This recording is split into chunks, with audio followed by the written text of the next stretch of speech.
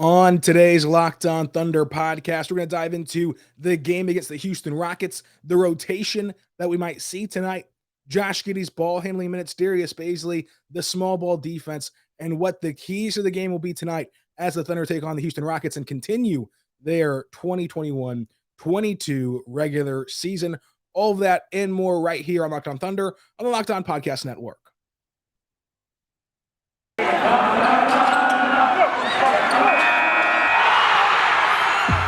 Locked On Thunder, your daily Oklahoma City Thunder podcast. Part of the Locked On Podcast Network, your team every day.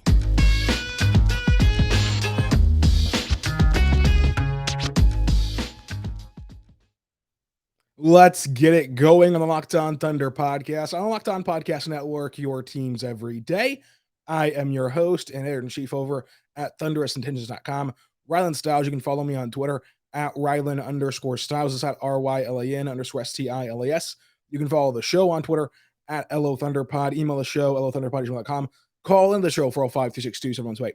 On today's show, brought to you by McDonald's, we're going to dive into a Houston Rockets preview, go over the rotations, the small ball defense, Josh Giddey, Darius Bazley, SGA, and talk about the keys to the game for the Thunder, and also give you our bet of the day and our Thunder Moneyball pick. All of that and more coming up on today's Locked On Thunder, your daily podcast about the Oklahoma City Thunder on the Locked On Podcast Network, your teams every day. Thank you for making Locked On Thunder your daily listen, your first listen every single day in your rotation, and just there for you every single day here on Locked On Thunder.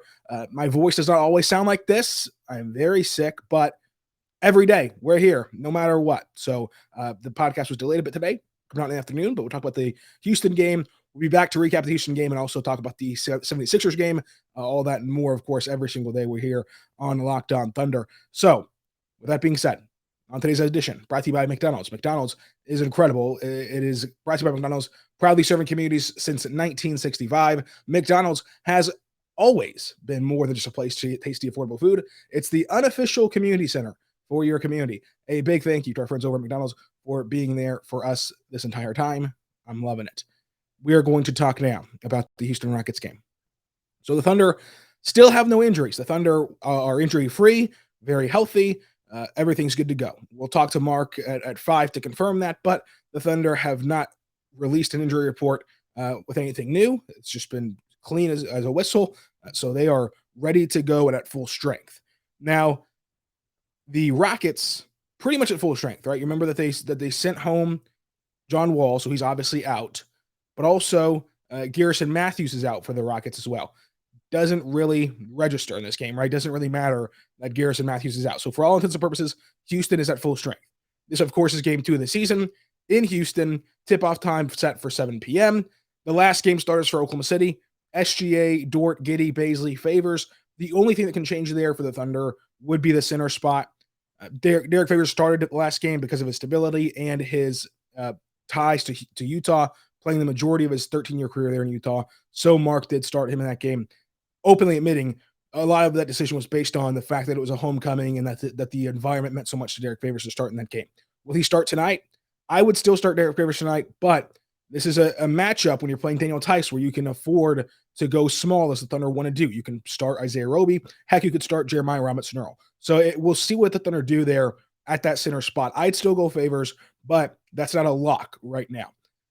Last game Houston played was on Wednesday. Houston started Jalen Green, Kevin Porter Jr., Jason Tate, Christian Wood, and Daniel Tice.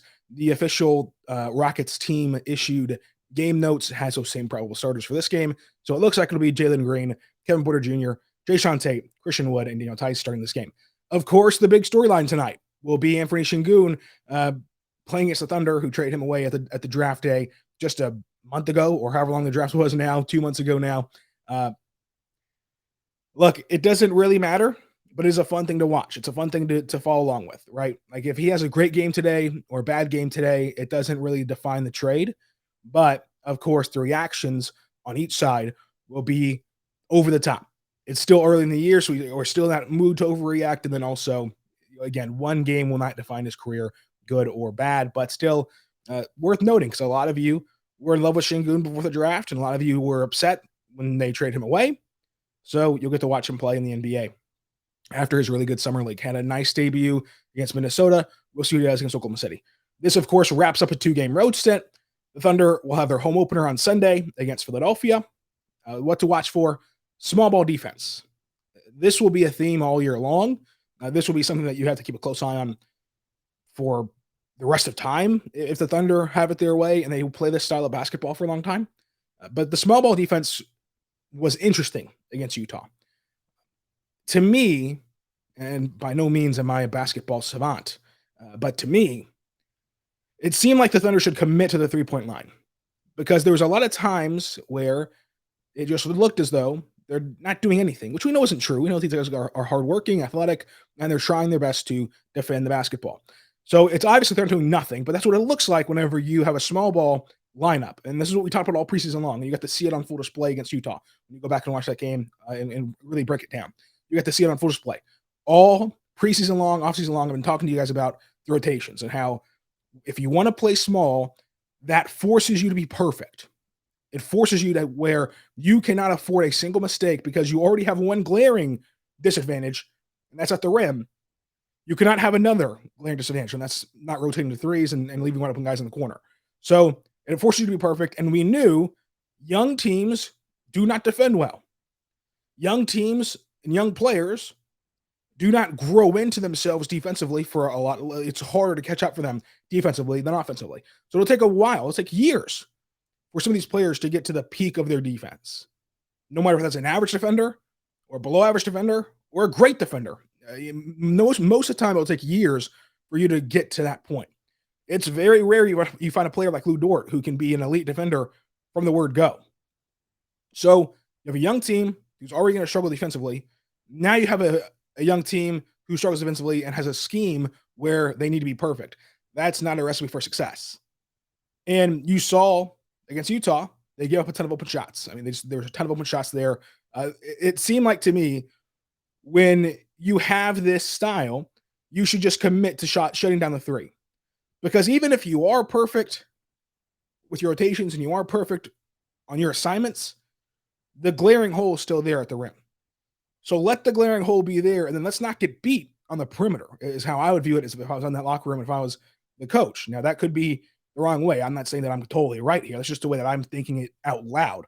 But whenever you're playing small, the Thunder are clearly helping off the corners to try to counteract that, right? Mostly with Darius Bazley, who does a phenomenal job at this. Darius Bazley will come off the weak side corner and help out the big. Bazley, though, is lengthy and athletic and fast to where whenever he helps off, he's able to get back to that corner. He's able to shoot back there and contest the shot or even steal the pass. There's been many occasions where Bazley has baited a pass to the corner and Bazley's either deflected the pass or stole the pass outright. So Bazley's really good at this. The problem is there's not very many Darius Bazleys on this team who can play defense that way, who have the frame to play that way, and the athletic ability to play that way. So helping off the corner will be challenging for most players on this team not named Darius Bazley. So I just think that you should commit to the three-point line and at least commit to shutting down something. And if they beat you from inside, we are hoping that you can shoot more threes and make more threes because threes are better than two. Another thing, it just comes with the fact of how young this team is. This team's very young. And it seemed like they didn't understand what to do. And again, it's very hard to break down defenses. Let me start with that, saying this. Whenever you don't know for sure what the assignments were. You don't know for sure who's supposed to do what. You're just kind of guessing. But it looked like there was times, specifically with SGA and Giddey on one play, where one guy, in this case Shai, switched, and then Giddey didn't switch. And so there's moments like that throughout this game and throughout the preseason where it seems like they're not on the same page of, okay, are we switching everything, or are we going to fight over the screen? Are we going to fight back to our man? What's the game plan here in terms of switching? So getting that on track, too, will be a big thing to watch for moving forward. But this is what you expect. But you really can have a bad paint presence and then also give up wide open threes. It's not a great recipe for success. Coming up, though, we'll talk about Darius Bazley. We'll talk about Darius Bazley and Josh Giddey and the rotations and Josh Giddey and SGA. And also the keys to the game. The keys to the game on how to win this game for Oklahoma City. But first, I want to say right now, my good friends over at McDonald's. This episode is brought to you by McDonald's. It's proudly serving communities since 1965. McDonald's has always been there for you, and it's more than just a place to get tasty, affordable food. It's a place where friends and family can come and reconnect, a place where classmates can meet up for a study group, knowing that they're going to have dependable Wi-Fi, endless supplies of French fries, and also McFlurries. Win or lose, it's a place where teammates, competitors, and the home team or away team can come and recharge. It's a place you always look forward to stopping on a long road trip to rest your legs and to refuel. We all have great memories and stories from McDonald's.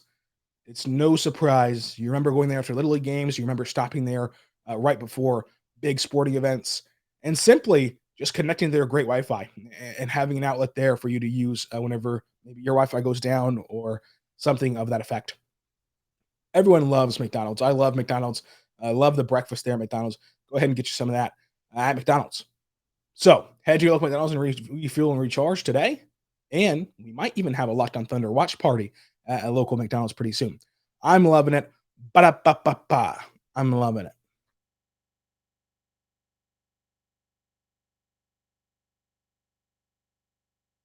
We're back on the Locked On Thunder Podcast, on the Locked On Podcast Network, your teams every day. I am your host, Rylan Stiles. You can follow me on Twitter at Rylan_Stiles. It's at RYLAN_STILES. You can follow the show on Twitter at LOThunderPod. Email the show, LOThunderPod@gmail.com. Call into the show, 405-362-7128. Now, let's get into what to watch for tonight beyond just that small ball unit. So, one specific player I'm looking for is Darius Bazley. You know the amount of emphasis I've put on the season for Darius Bazley, just from the outside looking in, and the feeling that you get from around the organization about the pressure on Darius Bazley. And in game one, he was awesome. And I hate to keep saying it this way, but he was way better than the box score showed. We went over every shot he took last episode. And you take away those end of the shot clock heaves. That's 2 less shots of his, overall chart, which is of course going to inflate your percentages. And then he had two shots where you want to have him back, right? The step back 3 was not great, and then especially the step back mid range shot that he airballed, fading away from the basket. You don't want him shooting those 2 shots. So in totality, 4 shots where he either shouldn't have shot them, or was forced to shoot them, and wasn't really in a shot attempt at all. You live with that, with how aggressive he was being, with how just overall much of a better player he was playing. So I like what we saw from Darius Bazley. Now, the key for Bazley is consistency. Can he string together 2, 3, 4, 5, 6, 7, 8, 9 games where we're walking away saying, wow, Bazley was good tonight? Or we have a one game where you're like, oh, he was pretty good one game, and then not there that night. Oh, he was really good this night. Bit of a step back for Bazley. Where is he going to level off at, and how consistent can he be? Will be a big deal in his career and in defining the season for him. So, want to see him string those things together. One thing that I like to hear from Mark after the game was he talked about Darius Bazley, and he talked about how in game 1 of the season you could really tell that he had a quicker recharge than last year, where he didn't let plays linger, so a shorter memory, so to say. He didn't let one bad play spiral as much as he would have last year. That's a sheer sign of improvement, and that is a great thing to develop, especially with his skill set, where you're going to be asked to shoot threes. Now, that's not going to be your primary skill, and you're going to miss some. You're hoping he's a 34, 5, 6% shooter from 3. So he's going to miss a ton. He's going to be average, but you don't want those misses to define him moving forward. You don't want those misses to take away from his confidence at driving at the rim, because whenever he puts his head down and goes downhill, not a ton of players can stop him. He's really good whenever he does that. So I also want to talk about, of course, Josh Giddey. A lot will be made of Josh Giddey and his ball handling minutes tonight. A lot was made last game, like I predicted, about his ball handling minutes. Again, 2 schools of thought here. What I would do and what I assume they're actually doing. What I would do is what Twitter wants to do, right? I want to see Giddey ball handle. I want to see Giddey lead that second unit. I think that to maximize this team and to win games, that's one of the only formulas you have to win games is by staggering SGA and Giddey and letting them each handle the ball almost exclusively the entire time, where they're always on the floor. When you're staggering those two guys the way that Houston has done with their guards whenever they had Chris Paul and Harden, whenever they had Russ and Harden. I think that that's kind of the way and the only way to get an advantage for this offense consistently. But also, it seems as though the Thunder are prioritizing just letting Giddey play in this new role, because Giddey has never played with another lead ball handler before. He's never played with another guard before. And they kind of know this guy can lead an offense. This guy can play make. This guy can do what we want him to do offensively. Let's see how he reacts in this new setting. Let's see how he can do off ball, where he'll primarily be playing off ball when this thing pans out and when this thing turns around, whenever we want to actually compete. So even though he's on the floor at Tatum on a night at SGA, let's still keep him in that role where he's only bringing the ball to the floor 33% of the time, or whatever the percentage ends up being. Again, I can see both sides of it. I have my thoughts on what I would do if I was running the team, but I can also see what the Thunder seem to be doing with the way that they're running the team right now. And look, it could also flip tonight where we do get to see Giddey handle the ball the entire time he's on the floor with that bench unit. Nothing's set in stone yet. So watching how that develops will be part of the fun of this season. So we'll see where it goes there from Giddey. Also want to see SGA just kind of have a great game and an explosive game. It wasn't there for him opening night. It really has not been there for him this preseason, really. Hasn't been bad, but hasn't had that jaw-dropping moment. Hasn't had that incredible game. And this is a prime game where he can be incredible. That Houston defense did not look good against Minnesota. I think that SGA can kind of get that confidence back, that swagger back. And he talked after the game Wednesday about conditioning again. I think that we don't really give enough credence to that, about how SGA is coming off of a foot injury, which obviously means he spent a large chunk of time not being able to truly go full force or truly work out or truly do what he needs to do to get back into actual basketball shape. Then he had the summer off season where he's practicing and has these great Instagram videos, but you can't truly simulate NBA speed. There's no way to do it without playing NBA games. And then he's played in 3 preseason games and then 1 regular season game. And those 3 preseason games, how full speed are you going? So really, Wednesday was like the first full on speed game that he went. So he talked about how he was tired after the game. He was very tired, and how you factor in also they played one of the best teams in the NBA. I mean, the Jazz, for their playoff feeling, whatever, they're one of the best teams in the NBA in these 82 game stretches. So you give him a pass for that, obviously. And let's see if he's kind of more into his groove now. Let's see if he's kind of more into his rhythm. I think that a lot of times we forget this is not a video game. Like, this is not something where you get a notification on 2K, hey, Shai's fully healthy. And you plug him in there for 30 minutes and he just goes off and continues on the projected path. It's not going to be that way. It's not going to be that kind of easy. So we'll see how he progresses tonight and how he does against Houston. Now, we talked about Shai, talked about Giddey, talked about Bazley, and the small ball defense. The other big thing to watch for tonight, before getting to the keys to the game and the bet of the game and the Thunder money well pick of the game, will simply be the rotations. Who will play for the Thunder tonight? How will they manage minutes tonight? How will they dictate the lineups tonight? They played 13 different lineups on Wednesday. Mark has said flatly the difference between guy number 5 and guy number 17 on this roster is slim. And that creates for a fun roster where we could all pick our guys and pick our sides of, well, I think Jerry's the best. I think Isaiah Roby's the best. I think that they should start Ty Jerome. And we could all pick our guys of who we personally think should be playing more. And it creates this environment of, I want to watch every minute because I want to see what this guy does or that guy does. Every player on this roster is an interesting talent to kind of scope out. And so for Mark, though, it's fun for us to watch, but for Mark, he has to figure out how to balance this and play them all together and get them kind of enough run, enough looks, and enough development, especially right now, these first couple of weeks of the G League, whenever you can't send guys to the G League to get run and to get minutes and to get opportunity. So we'll talk about the rotations coming up. But first, I'll tell you right now, my good friends over at Built Bar. Built Bar is a protein bar that tastes just like a candy bar. Go to BuiltBar.com, use promo code LOCK15, get 15% off your next order at BuiltBar.com. They have coconut, cherry raspberry, cherry barcia, mint brownie, double chocolate, salted caramel, strawberry, orange, cookies and cream, German chocolate. My favorite flavor is cookies and cream. If you don't believe me, that's okay. You can go and order yourself a mix box. The mix box will give you 2 of every flavor. You get 2 of each flavor, and you can try them all out and then reorder the flavor you love the most, or just simply reorder the mixed box. It's great to do. Most Built Bars have 17 grams of protein, 130 calories, 4 grams of sugar, 4 grams of net carbs, amazing flavor, all tasty, all healthy. BuiltBar.com, promo code LOCK15, 15% off your next order at BuiltBar.com.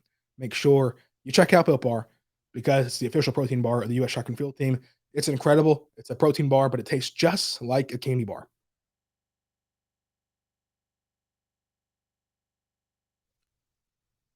We are back on the Locked On Thunder Podcast, on the Locked On Podcast Network, your teams every day. I'm your host, Rylan Stiles. You can follow me on Twitter at Rylan_Stiles. And also, thank you for making us your first listen. Subscribe for free on all platforms, including on YouTube. And we'll be here for you every single day talking Thunder basketball. Keys of the game. This is a very winnable game for the Thunder. They're playing a team that's pretty much on par with them, a team that did not play well in their opener either. So each team trying to bounce back from that opening loss and that opening just decimation. Keys of the game. If the Thunder limit the turnovers and win the rebounding battle, I'm not sure what they're going to lose, especially if they make their threes, which Houston did not play well from beyond, defending the arc in their opener. Minnesota nailed 16 threes in the season opener against Houston, and to the tune of like a 42% clip from beyond the arc. Very, very good game for Minnesota from 3. Hopefully the Thunder can have the same success. And then, of course, don't turn the ball over and rebound the ball a lot better than Houston. And they should win this game. The bet of the day for me is Oklahoma City plus 2.5. And then the Moneyball pick, which will be who leads the team in 3-pointers made. I'll pick SGA to have a great game today from beyond the arc and a great game in general for SGA and the Thunder. So the Moneyball pick, you can also tweet them at me at Rylan_Stiles or email if you're on Twitter, lothunderpod@gmail.com. You can tweet me who you think will lead the team in 3-pointers made tonight. We'll keep track of it all year long. And whoever can beat me will win a prize and finish number 1 overall in the rankings. Will win a prize. My pick again is SGA tonight to lead the team in 3-pointers made. Thank you all for listening to Locked On Thunder. I, again, do not always sound like this. Very sick today. Very not feeling well. And, you could probably hear that again yesterday as well. But we're here for you every single day talking Thunder. I'll try to have a post-game pod out tonight. Might be delayed a bit depending on the voice situation, but you will have a recap of Houston, and you'll have a recap of the Sixers. We'll have a whole new week of shows next week as well. So make sure you subscribe for free on all platforms. Until next time, be good and be good to one another.